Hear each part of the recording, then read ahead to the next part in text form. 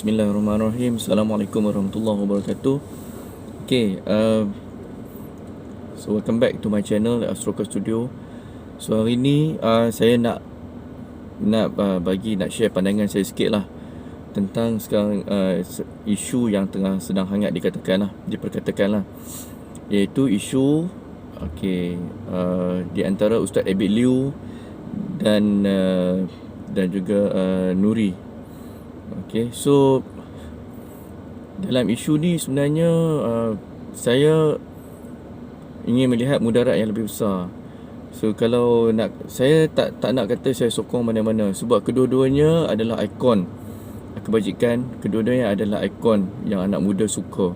So Nadir An-Nuri hebatnya ialah dia berjaya membawa nama Malaysia ke Gaza dan membuatkan kita berbangga tentang segala usaha-usahanya yang dibuat di situlah. Ustaz Abid Liu antara orang yang hebat yang banyak membantu masyarakat. Dalam keadaan sekarang ni, kalau kita lihat balik, kedua-duanya memainkan peranan yang sangat besar dalam urusan kebajikan umat Islam di Malaysia dan juga sejagat. Jadi saya mohonlah kepada Nadir An-Nuri, Ustaz Abid Liu, reconcile lah, berbaik-baik lah. Ini semua misunderstanding, and saya percaya kedua-duanya mempunyai hati dan jiwa yang besar. Saya percaya kedua-duanya boleh duduk, boleh bermuhasabah diri. Saya tak kata siapa pun salah dalam keadaan sekarang ni. Saya menyokong kedua-duanya. Saya berharap dan saya pasti ramai rakyat Malaysia juga berharap dan ingin melihat kedua-dua figure ni untuk dapat bersama-sama dalam membantu. Sebab kalau kedua-dua ini berperang, ia adalah satu kerugian. Followers and netizen, saya berharap agar kita doakan yang terbaik lah. Kita tak perlulah, bagi saya, kita elakkanlah daripada kita menghangatkan suasana atau menyebabkan mereka ni melakukan atau membuat keputusan yang berlandaskan keegoan dan hawa nafsu. Sebab kita manusia, kita tidak terlepas dari melakukan sebarang salah dan silap. Kedua-duanya telah berusaha, kedua-duanya ada followers, kedua-duanya ada kekuatan masing-masing. So instead of kita fokus kepada kita punya singularity ataupun kita punya single effort, why not kita reconcile, duduk dan make it a collaborative punya effort.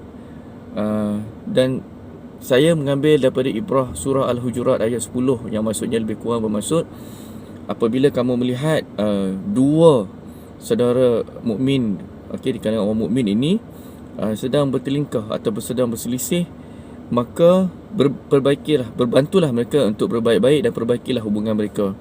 Dan saya doakan kedua-dua figure ini, Allah bukakan pintu hati mereka, Allah bukakan pintu hati penyokong, followers, netizen mereka untuk bermuhasabah diri, reconcile, berbaik-baik lah.